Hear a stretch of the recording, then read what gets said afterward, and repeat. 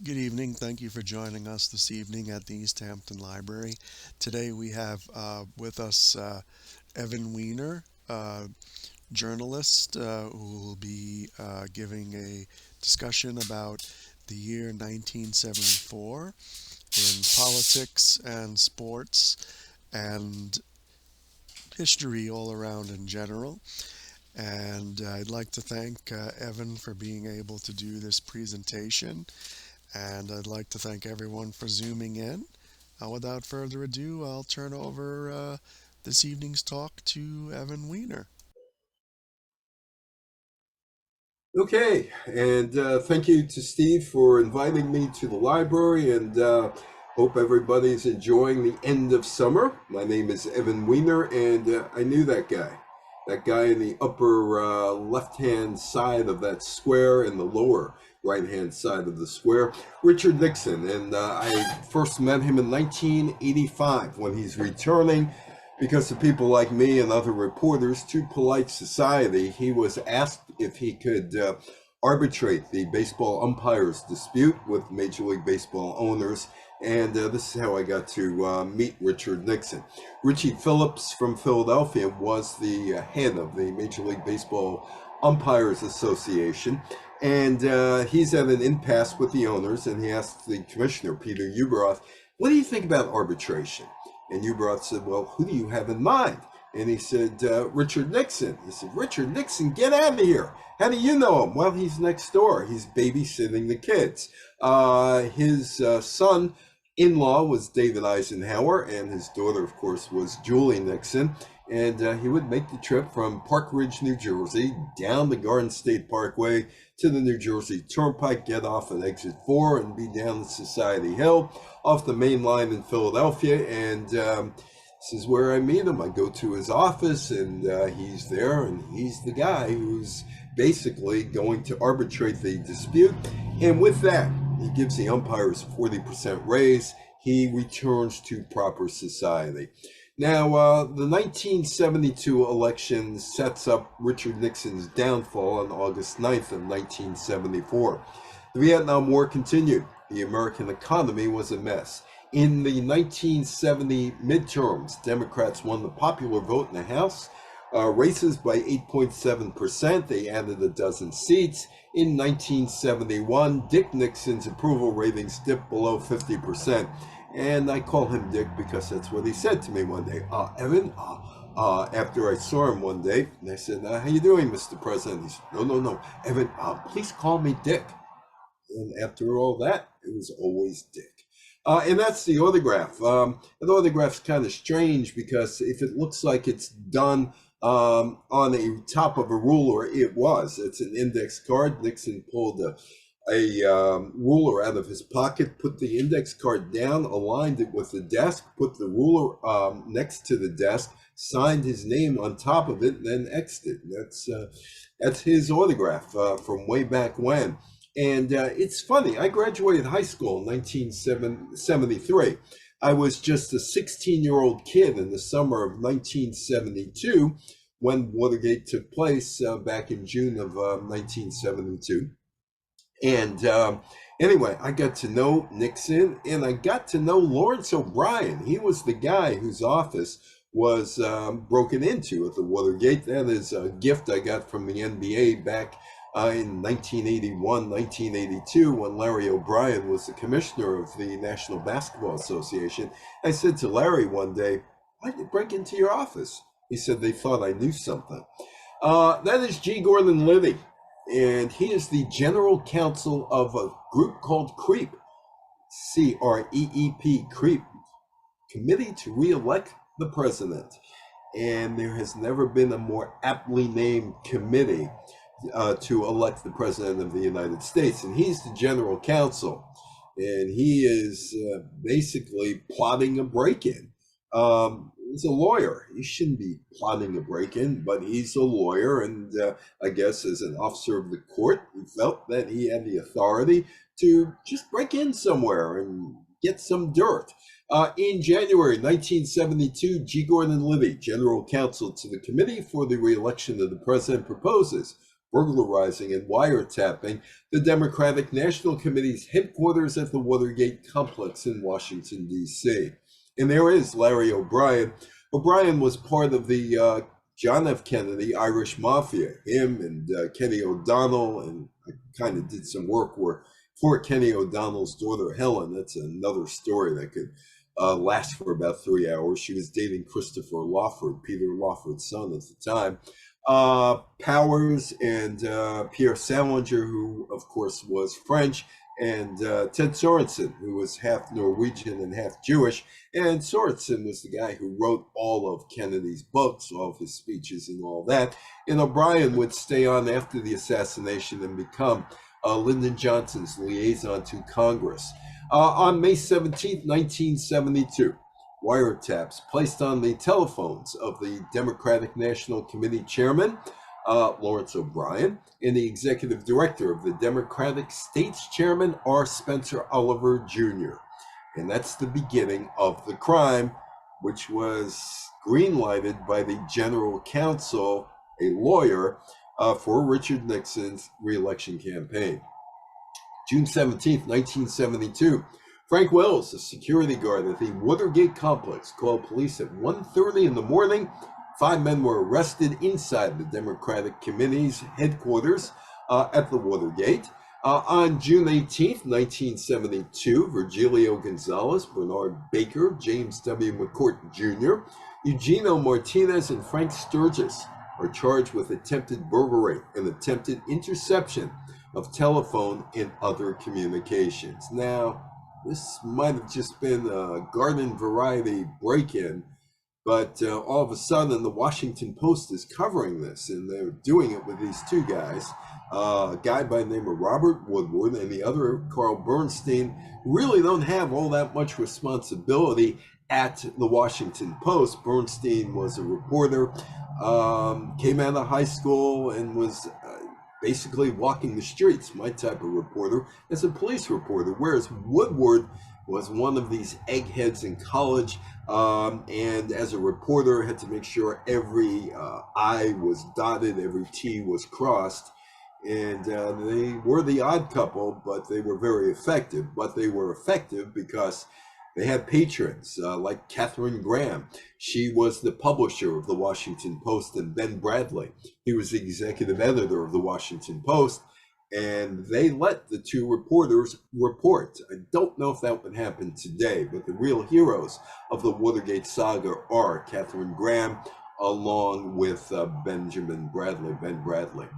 And there they are, the reporters, Woodward on the left, Bernstein on the right, and they were quite young at that point, as you could see, before they became Woodward and Bernstein. On June 19th, 1972, the Washington Post reporters, Carl Bernstein and Bob Woodward, revealed that one of the Watergate burglars, James McCourt, was a Republican Party security aide. And there he is, McCourt. In June and July, a Woodward and Bernstein source, nicknamed Deep Throat, eventually came out as Mark Felt, reveals that an examination of the burglar's account showed the link to the 1972 Committee to re-elect the president through its subordinate finance committee. And they get to work. And Felt basically says, follow the money, follow the money, follow the money. The candidates, Richard Nixon and George McGovern, they are the candidates for the 1972 election. Anyway, so they're the candidates. The campaign, and there is Richard Nixon. And Richard Nixon, not much of a personality, but Richard Nixon has to go out there and he has to go about his job, which is to be reelected as president of the United States. And the thing about him was he had no personality. He really had no personality. So, but he was elected twice as the president of the United States. On August 29th, 1972, President Dick Nixon, I gotta call him Dick because that's what he told me to call him. Dick Nixon, speaking at a news conference, said, I can categorically denied that no one in the White House staff, no one in this administration presently employed was involved in this very bizarre incident. And there's an investigation. Oh, there he is. Call me Dick. Call me Dick. There he is in the investigation. On August 30th, 1972, Nixon announces that the White House counsel, John Dean, has completed an internal investigation into the Watergate break-in and has found no evidence of White House involvement. It wasn't us. We don't know who it is, but it wasn't us. We're clear. We're clear. But they weren't. There is Bernstein on the left, Woodward on the right, and they are still digging up dirt. Now, the amazing thing about this, it's a slow process. Newspapers back 52 years ago could allocate 2 reporters to sit on a story forever. Can't do that today. The Washington Post is losing copious amounts of money here. WCBS Radio, News Radio 88 is going off the air after Sunday. And that is August 25th because the parent company doesn't think that it's profitable to run an all-news radio station anymore. Anyway, on September 29th, 1972, the Washington Post reports that Nixon's former Attorney General, another lawyer, John Mitchell, once controlled a secret fund to finance intelligence gathering against the Democrats. When Bernstein calls Mitchell for a comment, Mitchell, being the former Attorney General and the blustery lawyer that he is, or was, threatens both Bernstein and Katharine Graham, the publisher of the Post, and they say, oh, well, we'll print that threat. And they did. That's Edmund Muskie, Maine senator, ran for vice president under Hubert Humphrey in 1968. He is the target. He is the guy that Nixon wants to go after and his colleagues. In October 1972, Woodward and Bernstein report that the FBI made connections between Nixon aides and the Watergate break-in. Woodward and Bernstein described the existence of a major dirty tricks campaign conducted against the Democratic presidential candidate Edmund Muskie, orchestrated by Donald Segretti and others paid by Creep, and another lawyer, Nixon's private attorney, who gets involved in all of this. On November 7th, 1972, Nixon is elected to a second term in office after defeating the Democratic candidate George McGovern. Nixon won 49 of 50 states, got 520 electoral votes, garnered nearly 61% of the popular vote, and he beat McGovern by nearly 18 million votes. But there were storm clouds brewing, and the White House knew there would be trouble ahead in 1973. These are the plumbers. The plumbers first sprung into action in 1971. Daniel Ellsberg, you might remember, printed the Pentagon Papers all about the crimes of Robert McNamara in conducting the Vietnam War, and Nixon wanted to discredit him. What better way to discredit Ellsberg than to break into his psychiatrist's office, Dr. Louis Friedberg, in Los Angeles, and that's what they did. So they were an experienced bunch breaking into the psychiatrist's office and trying to get stuff out of a file cabinet. On January 8th, 1973, the Watergate burglary trial begins. 5 defendants plead guilty. Liddy and McCourt are convicted after the trial. This is L. Patrick Gray, and he wants to be the #1 law enforcement man in the United States. He is trying to be confirmed by the United States Senate to replace J. Edgar Hoover, and he has a little problem. See, L. Patrick Gray was kind of corrupt, very corrupt as a matter of fact. This gang who couldn't shoot straight, and he is one of them. Anyway, L. Patrick Gray, on February 28th, 1973, the acting FBI director, L. Patrick Gray, testified before the Senate Judiciary Committee, and he is being nominated to replace J. Edgar Hoover as the director of the FBI, nominated by Nixon.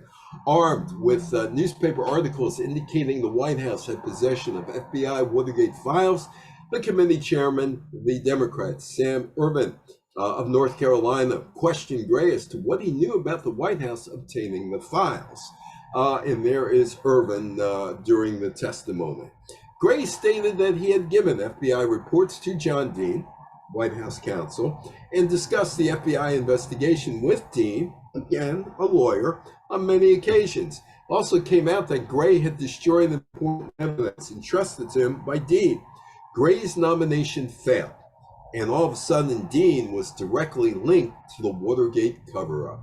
And there's Charles McCourt, and he's not very happy about being arrested. And on March 19th, 1973, in a letter to Judge John J. Sirica, James McCourt says the defendants had been pressured to plead guilty and remain silent, that perjury was committed and that others were involved. McCourt stated that his plea and testimony were compelled by pressure from White House counsel John Dean and the former Attorney General John N. Mitchell. There is G. Gordon Liddy. All these lawyers, they're all lawyers getting involved in doing something to break the law. They should know better. On March 23rd, 1973, the 5 Watergate burglars, along with G. Gordon Liddy and E. Howard Hunt, were sentenced with stiff fines and maximum prison time of up to 40 years. Now, that's Camp David. Dick Nixon tells John Dean, John, let's go to Camp David for the weekend. It's named after my son-in-law, David, who married Julie.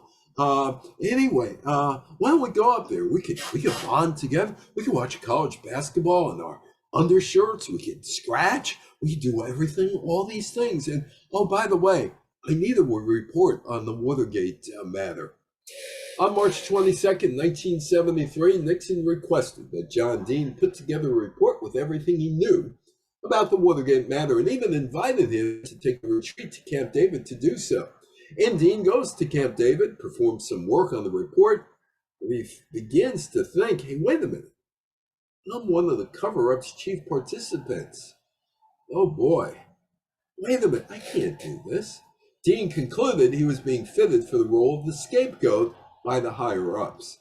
Dean doesn't complete the report, and then he concludes, better get some lawyers. I got a CYA here. On April 6, 1973, Dean hired an attorney and began his cooperation with Senate Watergate investigators while continuing to work as Nixon's chief White House counsel, working both sides of the street and participating in cover-up efforts, not disclosing this to Nixon until some time later.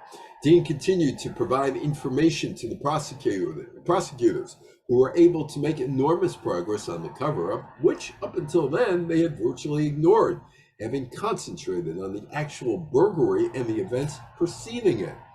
That is Robert Haldeman, chief of staff. He comes from advertising. He's not a lawyer. But another Nixon aide to the right, John Ehrlichman, is a lawyer and should know better. And they're involved in the cover-up. John Dean continued to provide information to prosecutors who were able to make enormous progress on the cover-up, which until then they had virtually ignored, having concentrated on the actual burglary and the events preceding it. And again, there's Ehrlichman and Haldeman. Well, Dean had asked Nixon for immunity from prosecution for any crimes he might have committed while serving as the White House counsel. John, no, I'm not doing that. I'm not doing that. Well, Nixon refuses. And Dean realizes that he's up the creek without a paddle, and it's probably best for him to cut the best deal possible as soon as possible. And there is John Dean. Dean served notice on April 19th, 1973, he would not become a scapegoat for the Watergate scandal. Word was also passed by associates of Dean that he was ready to implicate Ehrlichman and Haldeman in the case. Please call me Dick. Well, he's in a world of trouble, and he kind of knows it by this point, but he's also kind of playing it cool. On April 30th, 1973, the White House announces the resignations of the Attorney General Richard Kleindienst and presidential aides John Ehrlichman and H.R. Haldeman, and the firing of John Dean. Nixon, after accepting the resignations of 3 of his closest aides and firing Dean, said, "Oh, it's all on me. It's all on me. I accept this. I'm responsible. That's it. It's over. I did it." Of course, he didn't. Well, John Dean, that doesn't stop him from going before Congress, I solemnly swear. It is June 25th, 1973, and Dean began his testimony before the Senate Watergate Committee. The committee had voted to grant him use immunity. In his testimony, he implicated administration officials, including Nixon fundraiser and former Attorney General John Mitchell, lawyer Nixon. Nixon was first in his class at Whittier College, third in his class at Duke Law School.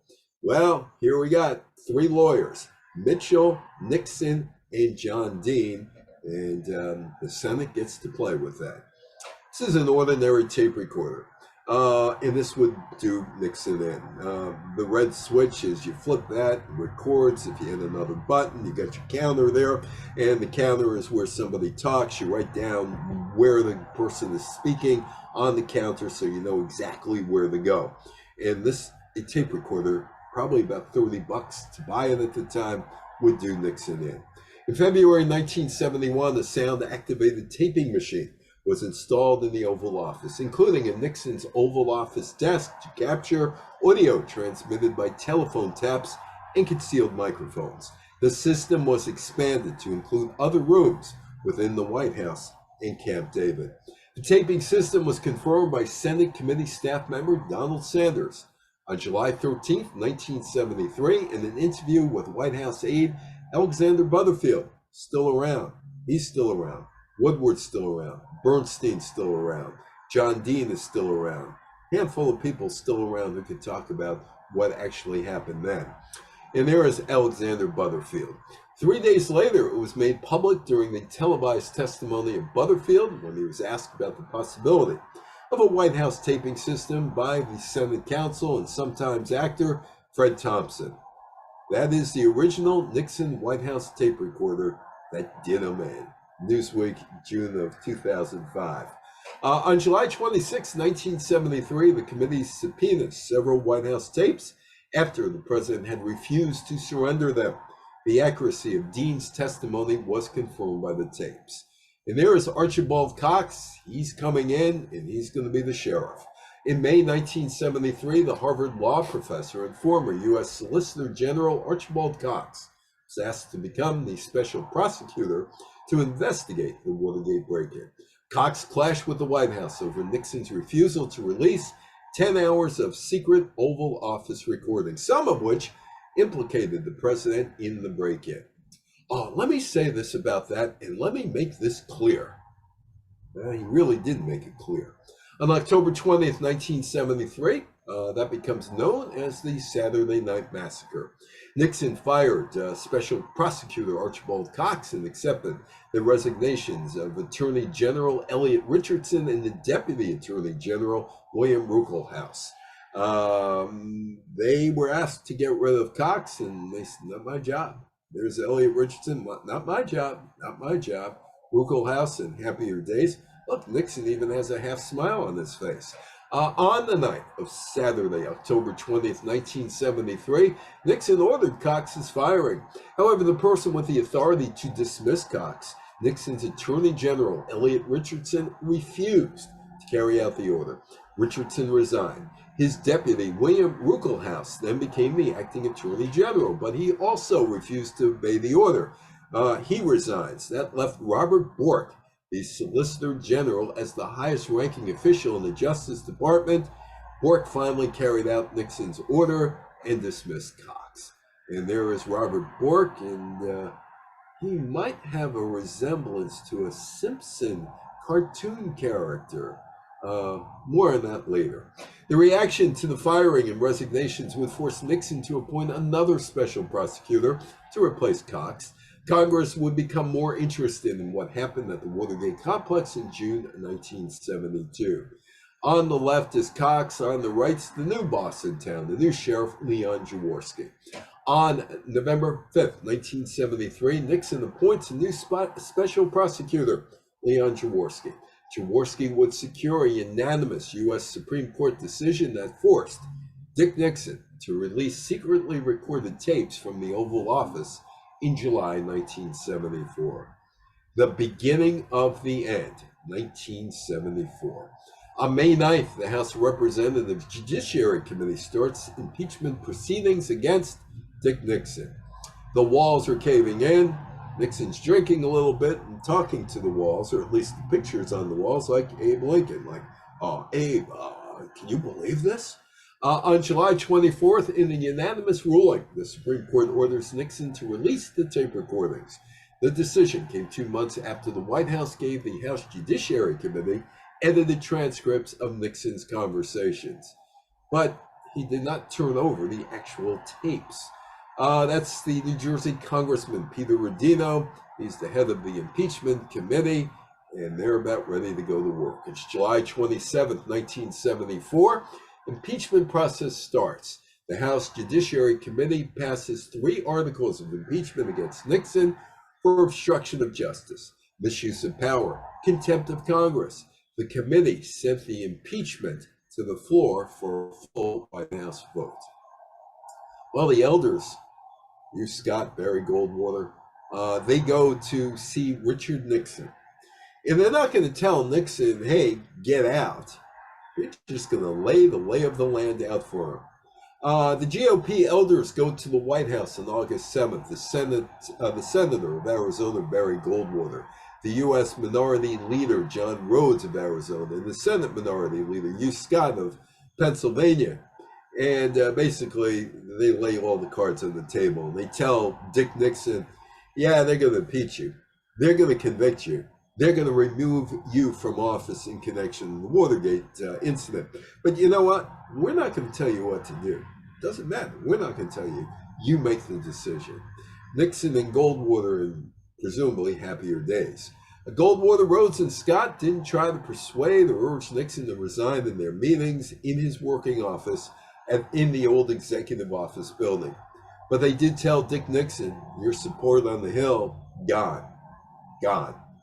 Well, the end is near. That's August 8th, 1974. I was in Toronto. I was 18 years old in Toronto when we got the news, and a lot of Canadians were real happy that Nixon was gone. At least that's what they told me. Nixon decides to resign, gives a nationally televised address from the Oval Office on August 8th. Say goodnight, Dick. It was roughly after Rowan and Martin's Laugh-In had ended its run, and on Rowan and Martin's Laugh-In, the last bit in the show was Dan Rowan saying to Dick Martin, say goodnight, Dick, and of course Dick would say, goodnight, Dick. Goodnight, Dick. I've never been a quitter. To leave office before my term is completed is abhorrent to every instinct in my body. But as president, I must put the interests of America first. America needs a full-time president and a full-time Congress, particularly at this time with the problems we face at home and abroad. And there were a lot of problems. There was the Watergate. That was when I was 26 years old, back in 1982, walking by the Watergate. Therefore, I shall resign the presidency, effective at noon tomorrow. Vice President Ford will be sworn in as president at that hour in this office. Gerald Ford would be the first president who was never elected president or vice president. He had replaced Vice President Spiro Agnew, who resigned in 1973 because of Agnew's corruption and kickbacks he had taken in Maryland as governor. Goodbye. He's gone. Off to San Clemente. Hello to the accidental president. On September 8th, President Gerald Ford pardons former President Richard Nixon. Ford later defended this action before the House Judiciary Committee, explaining that he wanted to end the national divisions created by the Watergate scandal. There were no other pardons. Watergate resulted in 69 government officials being charged, 48 being found guilty, some of them Nixon's lawyers, all the president's men. Ford was criticized for giving Nixon a full pardon, but the world went on. John Dean pleaded guilty to obstruction of justice before Watergate trial judge John Sirica, who was a Republican, on October 19, 1973, and he would serve 4 months in jail. Problems around the world. Portugal. On April 25th, 200 military officers decided to take action and overthrow the dictator Salazar. The officers initially called themselves the Captains Movement, which they later renamed the Armed Forces Movement to portray the image of a broader support throughout the military. Their plan was to topple the dictatorship, fully restore civil liberties, hold elections for assembly to write a new constitution, abolish the political police, find a diplomatic solution to colonial wars, particularly in Angola, and turn power over to the democratically elected leaders. That is the Carnation Revolution, and that's what it was called. Salazar's 40-year dictatorship collapsed. The coup was peaceful. There were no executions. Meanwhile, this guy, Willy Brandt, is in trouble in West Germany, the American ally, and he's replaced by Helmut Schmidt. On May 6th, Willy Brandt, West Germany's chancellor, resigns. He's replaced by Schmidt. On April 24th, there was a report of an East German spy working in Brandt's West Germany government, and that would lead to his downfall. Haile Selassie's family ran Ethiopia for 704 years. On September 12th, the Emperor Haile Selassie of Ethiopia is deposed by the Dervish, or the Provisional Military Government of Socialist Ethiopia. New government was a communist, Marxist, Leninist military junta bringing an end to the Solomonic dynasty's rule since 1270. The Ethiopian Civil War begins. Meanwhile, there were a lot of cars in front of gas stations as they were waiting to get gas. And it was hard to get gas in parts of 1974. OPEC started an oil embargo in 1973 with the outbreak of the Arab-Israeli Yom Kippur War. Arab oil producers cut off exports to the U.S., which brought soaring gas prices in long lines at filling stations. It contributed to a major economic downturn in the U.S. The hope of a negotiated end to hostilities between Israel and Syria was enough to lift the embargo in March. In Greece, the dictatorship crumbles. On July 23rd, after 7 years, the Greek military rule exits and democracy returns.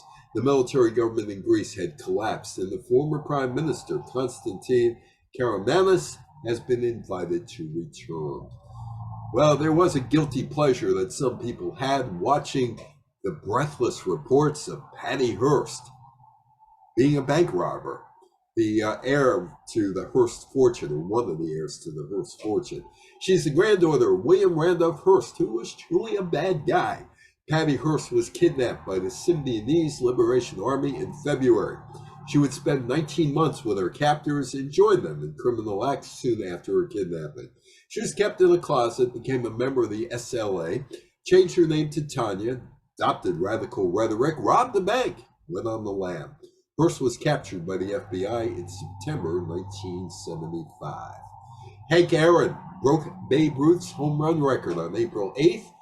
The Atlanta Braves baseball player Hank Aaron, hit his 715th career home run, breaking Babe Ruth's 39-year-old major league record. Aaron succeeded even though he was getting hate mail and even death threats, spewing outrage that a black man could supplant a white baseball icon. Henry Aaron, who played the bulk of his career in the South from 1966 through 74, grew up in Mobile, kept all of the hate mail he got. It's my father-in-law, George Foreman. My father-in-law was a groupie. He used to go with me to 21 Club Gallagher's and other places and take pictures with celebrities, and I was kind of embarrassed, except it works out well because I could talk about it 40 years later. On October 30th, the Rumble in the Jumble takes place in Kinshasa, Zaire. Muhammad Ali knocks out George Foreman in 8 rounds to regain the heavyweight title, which had been stripped from him in April 1967 without due process. He refused induction into the United States Armed Forces. That's me, that's Ali, 1985. Unfortunately, the Parkinson's had got him and also 60,000 blows to the head, so he really didn't have much to say because he couldn't. Ali used the rope-a-dope style against Foreman. The rope-a-dope was essentially a bait switch. Ali would feign weakness, allowing his opponents to attack him, ultimately to punch themselves out. When they had nothing left to give, Ali would spring to the attack and leave the worn-out opponents flat on their back. Hey, stuff that ruined my teeth. Wrigley spearmint gum, juicy fruit. The first barcode ever used in the United States, June 26. Supermarket cashier scans a multi-pack of juicy fruit gum across a barcode scanner in Troy, Ohio. It's the first product ever checked out by the Universal Product Code. The Rubik's Cube is invented. Now, a couple of weeks ago, I was doing this talk, and some guy said, if you know the mathematical equation, you could solve it. Well, I solved it on my own. I just pulled it apart, put it back together. It broke it, but yeah, you got another one. Rubik's Cube, or Magic Cube, is a 3D combination puzzle invented by Hungarian sculptor and professor of architecture, Erno Rubik. It would be years before it was sold worldwide. It was available in the U.S. beginning in 1980. John Lennon made his last appearance at a concert. It wasn't his, it was Elton John's concert. On November 28th, in his final public performance, John Lennon joins Elton John on stage at Madison Square Garden in Midtown Manhattan. Among the songs sung, Lennon introduced it as a song written by an old, estranged fiancé of mine named Paul. I saw her standing there. Oh, by the way, she was just 17. You know what I mean? That girl is now, how old is she now? It was done in 1961. She's 80 years old. The World Football League starts. The only reason I brought this up is I never asked Jack Kelly how his sister, the Princess Grace, was. He was part of this league, and he was part of the United States Olympic movement. I always wondered, was it not proper for me to ask Jack Kelly how his sister or the brother-in-law, Prince Rainier, was? Anyway, in the first few weeks, the WFL looked to be a success, but in Jacksonville, Sharks ownership admitted that 44,000 tickets were giveaways. Philadelphia Bell ownership, led by Jack Kelly, Princess Grace's brother, Grace Kelly, told the press that over 100,000 tickets had been sold for almost next to nothing. 6 games into the first season, WFL franchises were in serious trouble. The Detroit Wheels franchise owners, one of them was Marvin Gaye, were looking to move to Charlotte, North Carolina, and the Orlando-based Florida Blazers owners wanted to relocate to Atlanta. The IRS allowed the Birmingham Americans team, whose owners had owed the federal government as much as $237,000 in back taxes, or about $1.5 million today, to play in the championship game against the Florida Blazers at Birmingham's Legion Field in return for a share of the gate. And they had a good gate that night, kind of, sort of. After the game, sheriffs seized Blazers equipment. The Americans and Blazers players had not been paid in weeks, but played the game. They were convinced to stay on the field by the promise of playoff money and championship rings. Lucy quits. She had been on TV for the most part since 1951, with not being on TV from, say, 58 to 62. She decides to give up her weekly television show. She advised CBS that she would discontinue the series Here's Lucy. Among other things, Lucy is the mother of Star Trek. Nobody else believed in that show. She put up the money for it twice. The rest is history. She was the artistic head of Desilu. She then owned the studio, first for a woman. She greenlighted Star Trek against everybody's wishes. I Love Lucy is still making Paramount money decades after its final original show aired on May 6, 1957. The show brings in $20 million annually. Lucy did return to TV on ABC in September 1986 with Life with Lucy. It was a failure, as just 8 of the 13 episodes ABC ordered were shown. That is the Sears Tower in Chicago, or was the Sears Tower in Chicago. It's not called that anymore. Sears Tower in Chicago becomes the world's tallest building. It is a 108-story, 1,451-foot skyscraper. The tower has 108 stories, as counted by standard methods, though the building's owners count the main roof as 109 and the mechanical penthouse as 110. At the completion in 1974, it surpassed the World Trade Center in Manhattan to become the tallest building in the world. Stephen King publishes his first book, although it was his 4th novel. He's 26 years old, and his debut novel is called Carrie, which the library probably has, came out in April, and it was the fourth book that he wrote. The story focused on a bullied and sheltered teenage girl who discovers she has telekinetic powers, ultimately using her powers to seek revenge. The novel was created with revitalizing the horror genre. Well, let's take a look back 50 years ago. Gerald Ford. Nixon would go into exile politically. He would return in 1985. I was there. I was one of those who helped him return after mediating a labor dispute between Major League Baseball owners and umpires.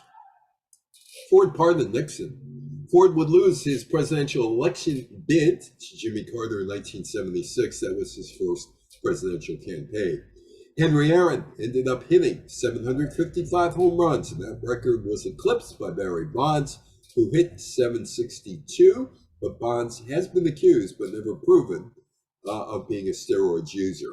Lucille Ball paved the way for women to be taken seriously in business, although she did not want that to be her legacy. She was an actress. In late 1989, the Berlin Wall started to come down, and talks between East and West German officials, joined by officials from the United States, Great Britain, France, and the USSR, began to explore the possibility of reunification. It took 45 years to accomplish. 2 months following the reunification, on October 3rd, 1990, all German elections took place, and Helmut Kohl became the first chancellor of the reunified Germany. The World Football League folded in 1975. On September 18th, 1975, Patty Hearst was captured by the FBI. She was tried and convicted in March 1976 for bank robbery and felonious use of firearms. Sentenced to 7 years, she was released in February 1979 after Jimmy Carter commuted her sentence. The legacy of the Foreman Grill. There it is, the Foreman Grill with George Foreman. Both Ali and Foreman are beloved boxing figures. Ali for his stance against the Vietnam War and the shenanigans in and out of the ring. Foreman became a lovable old man fighting in a commercial pitchman. John Lennon never performed live in an arena or stadium again and was gunned down in Manhattan on December 8th, 1980. The dirge fell in 1991. The headquarters of the African Union is in Addis Ababa, Ethiopia. Ethiopia can make the claim of being the diplomatic capital of Africa. The Ethiopian government has played an active role in attempting to resolve conflicts in neighboring Somalia and South Sudan. That is Portugal.